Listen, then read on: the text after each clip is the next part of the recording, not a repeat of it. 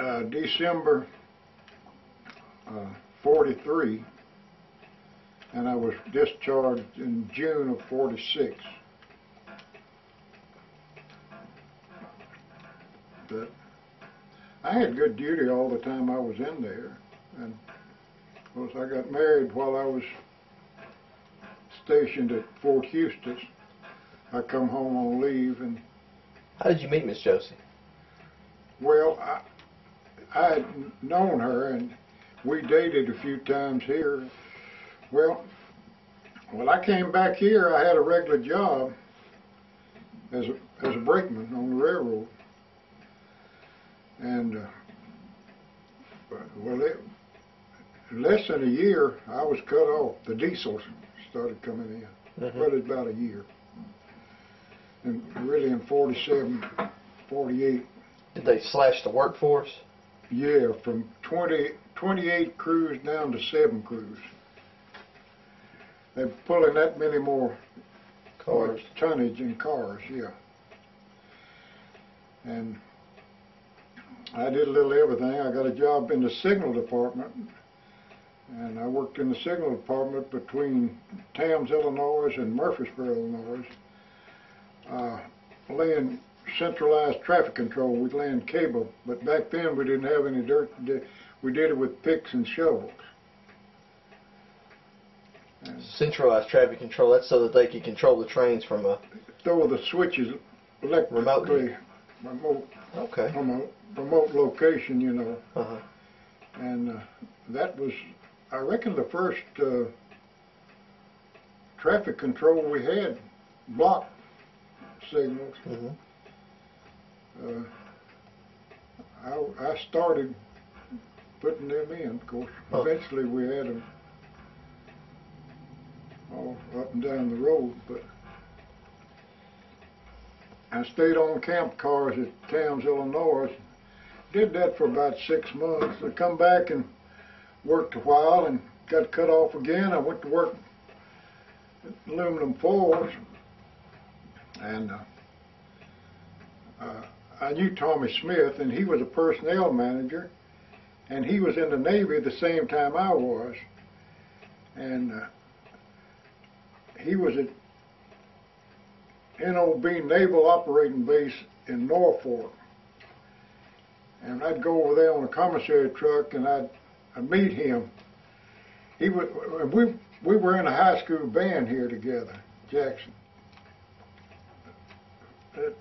Fortunate that I knew him, and so I went out there and I told him I needed a job. He told me, he said, "Ben, do you have any idea how many applications we've got here?" And I said, "No, but I said, I sure need a job. I'll make you a good man if you give me a job." He said, "Well, come on out here in the morning, you go to work."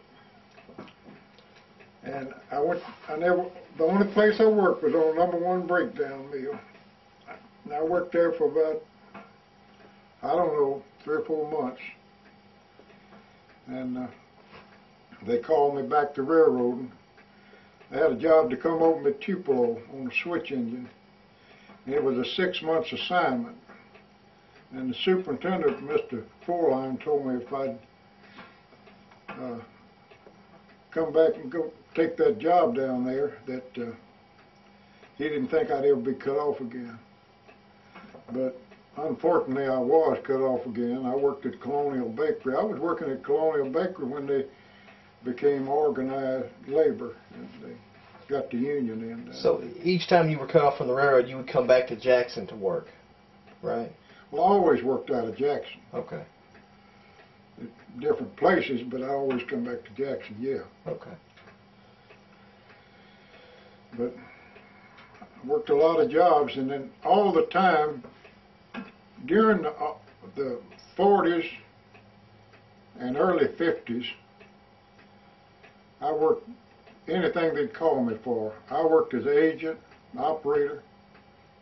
They called me one night off of the Brakeman's Extra Board and said they needed an operator at Rustler Junction before the IC left to GM&O just this side of Corinth. And I would do anything they asked me to do. And So I got in my car and went to car at the Rustler Junction and worked to midnight. Job for a few nights down there, copying train orders, handing them up. Run a lot of trains in. Mm-hmm.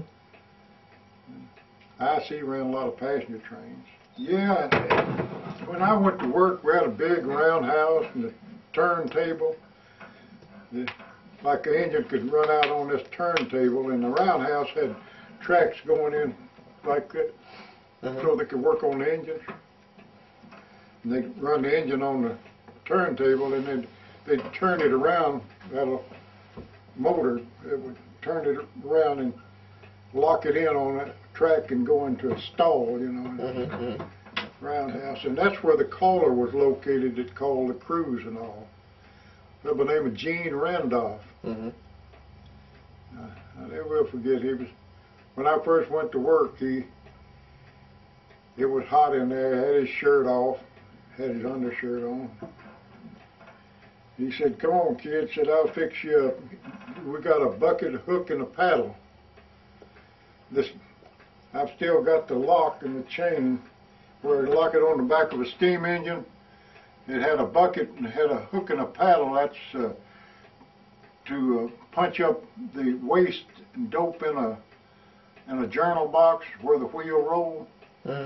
Sometimes it would had a set on a brass set on it, and if sometimes grit or something get in there, it would run hot, and you'd have to catch on fire. You'd have to pull the waste out and put new waste in it, and put oil in it, and make it run. And sometimes they'd get so bad that you'd have to set the car out and let the carman come and fix it. We hauled a lot of perishable back then, and we carried a jack on the caboose, and most cases of perishable, we wouldn't set it out. We'd stop the train if it got hot and take the jack the journal up, and then take this brass and lay it on top of it. Like a bearing, is a brass bearing. The journal fit right in it. Take it out, and if it was scored or something, we'd discard it and put a new brass on it, and put new waste and oil in there. Let the jack down, we'd go on, take. And I was telling Josephine the other day, we were talking about cattle. And cattle had to be, we had cattle chutes all around. We had one in Rutherford. And after cattle been on the road a while, if you had a trouble or something, like if we had cattle going from somewhere down Mississippi to slaughter pen in St. Louis, and it was too long on the road, well, there was a law you had to stop and water them and feed them. So we'd have to stop it. There's one at Rutherford, and there's one at Union City, big stuff, had a stock pen, just a pen, and a chute. We'd spot the car there and open the door and run the cattle in there, and let them drink water and feed them, let them rest. And the next train come along would pick them up. I got you. Okay.